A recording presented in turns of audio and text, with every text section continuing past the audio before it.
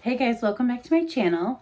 Today's video is going to be an interesting one. I'm not quite sure how you all will receive this one. I hope it's just kind of informative or, again, just a little break from hauling. I do try to be mindful of how much of that I'm doing and sprinkle in some other videos where we're just chit-chatting. So if that's not your style, you're probably not going to love this one.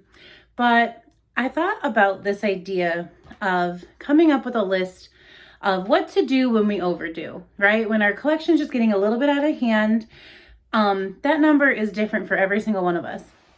So these are 5 ideas of what to do with your stash when you don't know what to do because you slightly overdid it. So anyways, let's just jump right in. And again, these are just ideas. These are not things that you should feel bad about. If I shared a number and you're like, oh, mine's 3 times that big, or mine's only like 1/10 of that. What is she doing?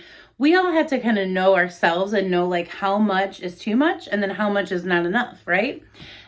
This is a hobby for a lot of us. And so, we take that into consideration. But some of the areas of the things we collect, like candles, fine fragrance mist, I don't feel bad about that. I use them as I go. I can collect them. They last years.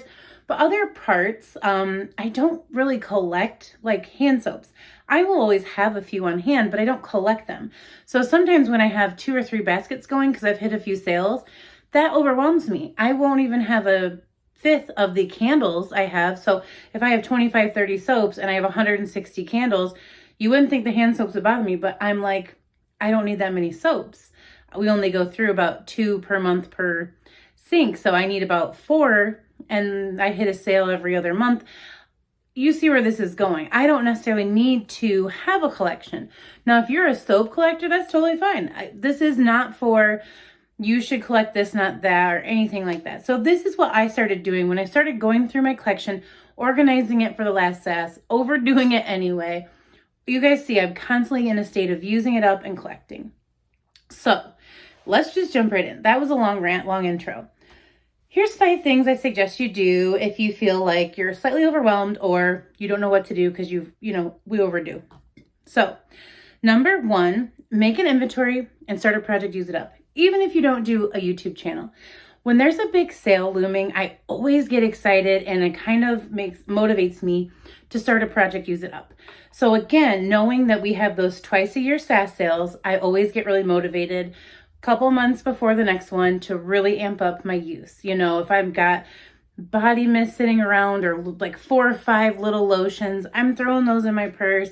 I'm, using them more often so I can see my progress. And so I do suggest you do that. And if that overwhelms you, don't do it with every area of your collection. Do it with something you want to monitor, something you want to keep track of. So I do kind of an inventory, and this channel is an inventory for me. I can see what I've used up, how much how my rate of use is and all of that. So I have a 3-drawer bin that's storage, gifts, and a project, use it up. And I'll insert a picture here of it. And so, the top is just my extras. I have some bins and baskets I use for different videos and things, but those are either duplicates or extras. And then I have a second drawer that's just gifts. So I buy it intentionally for a gift, or I realize I have 3 and one can go in the gift drawer. And then I set a goal for my next big splurge. So as you guys have seen some of my project, use it up, I talk about, I always want to use 2 body creams. So I'm keeping a bag of all the things I've used up from sale to sale. And again, if I've used 12 body creams in that 6 months time, I really feel okay with a big old haul of body care and candles when that next sale comes. Right now I'm kind of keeping track of how many candles are going into my postburn because we have candle day, not anytime soon, but 2 months goes pretty quickly. And you'll start to see a lot of videos where people are talking about candle day, and I'm going to know how many I've used up from now until then. So it's just an idea, again, even if you don't do a channel, of a way for you to keep track of your use versus how much you're bringing in. So I really like that. And like I said, know your comfort zone, know what you don't mind gets a little bit bigger than other parts. For me, don't care about candles and fine fragrance mist. I do kind of monitor how many soaps and body creams I bring in because those I don't collect or I don't want to go bad. Tip number 2, And this is if you work outside of the home or you work with a group. I am known a little bit at work for being the Bath and Body Works lady. So they kind of know when I feel like doing a little like morale boost or, you know, staff shout out or whatever, I'm going to probably put together a little Bath and Body Works something. So I want to show you what I've done. I haven't handed these out yet, but just for the last couple of months, we've been really, you know, working through things with the quarantine, COVID, people getting vaccinated. So I just put together for the people in my office or the people I work directly with a little hand sanitizer and a soap with a little note. And so, you know, these are going to go out as little like kindness kudos or sprinkle of kindness. And I'm just going to leave them there. I don't even put my name on them. I just put like a little smiley face, but they kind of know because, again, I'm the Bath and Body Works lady. But if your soap or hand sanitizers, those little bags are free. Actually, I think I have some right here. Yeah. I do just keep something like this at work. And it has some like thank you notes. Some of these little bags that they gave us for free. And then I, you know, keep extra hand sanitizers or whatever. Sometimes I've done wall plugs. You know, if I know people really like that around the office. So this actually does go to work with me, and I just have some excess in here. But I wanted to do like a big one. So for everyone in my office, sometime in the next week or so, when I get all those handwritten notes done, I always like a handwritten note because I feel like that's the piece that really ties it to, this isn't just a hand sanitizer. This is why. Hey, thank you for what you did on this date, blah, blah, blah. Make it personal. So I really like using my collection for that. But if you don't work in an office or if you don't work outside of the home, you could do that for neighbors. I think as a neighbor, it'd be so nice to just be like, hey, really enjoy being your neighbor. Here's a little something from Bath & Body Works.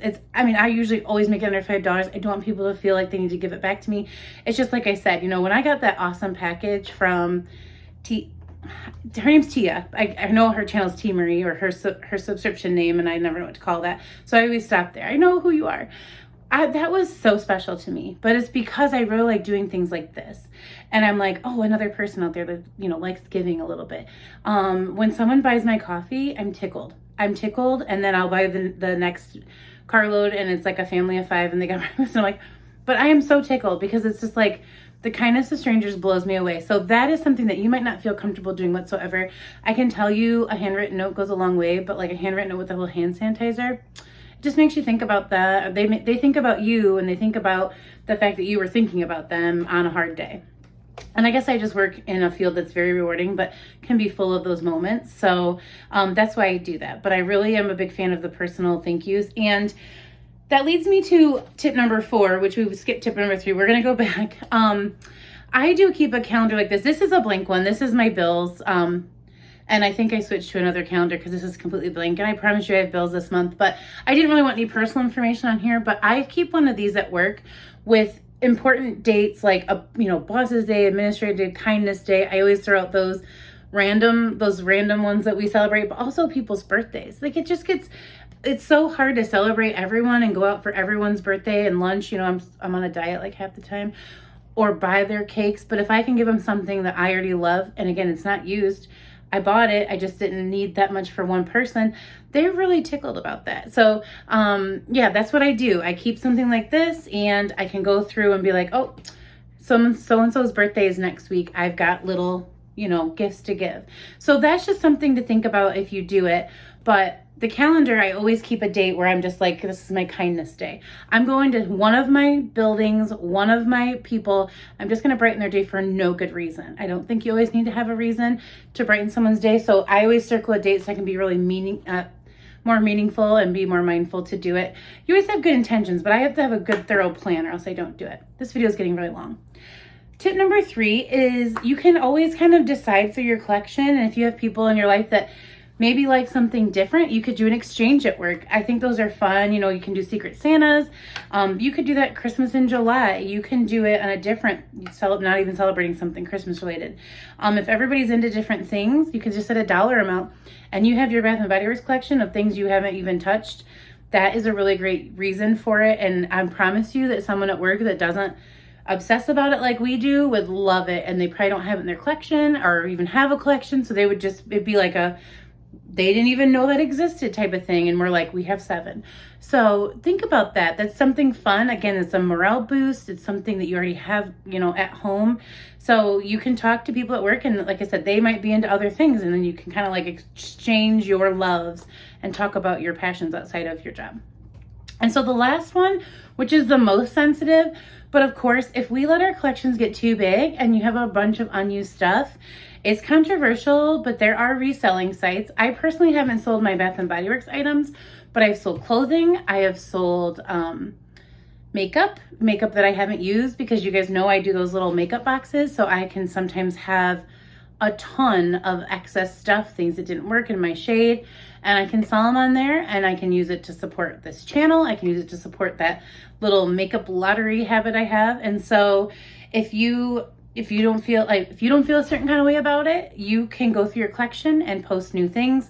I know Mercari and Poshmark are very easy, very user friendly, and you can pick whether you want them to pay the shipping. You can put right in your description box, you're not responsible for broken items. Again, I've never done Bath & Body Works items, so I don't know how that goes, but there's a lot of information out there if you're looking at your collection and you're overwhelmed, and maybe one of those, you know, tips 1 through 4 don't really work for you, and you might need the money for the item. I don't think reselling is a bad idea. For some reason, they're very popular, and that's, people like to shop on there. A lot of towns even have a local marketplace, like video surveillance area. So if you don't want to ship, you could do local and just say, this is the only area I meet from this time to this time, keep it safe, you know, all that. I'm not recommending anything that doesn't make you feel safe, but if you're already doing it, this is highfalutin stuff. People really enjoy it. So if your collection gets overwhelming in that way and you don't feel comfortable like exchanging out scents in the store, you know, like that also causes things to happen. So, you know, sometimes we'll go and they don't understand the policies and you get frustrated. Sometimes it might be just easier to get rid of some older stuff by just selling it for a certain price. So that is another tip. I haven't personally done that one, but I know a lot of us have. I've bought before, and the process was really easy for me. Everything was straightforward. There was no hidden anything. And so that is my last tip. So I hope this video was a little interesting. Again, just a way for me to use my collection and talk to you guys about different ways you can use your collection, what to do when you overdo, and all of that. So let me know down below if any of these inspired you to, you know, use your collection for different ways, or if there's things I didn't speak about that you do, let me know, because again, I'm always looking for ideas. I really appreciate you all, and I will talk to you in a video tomorrow. Thank you so much. Bye.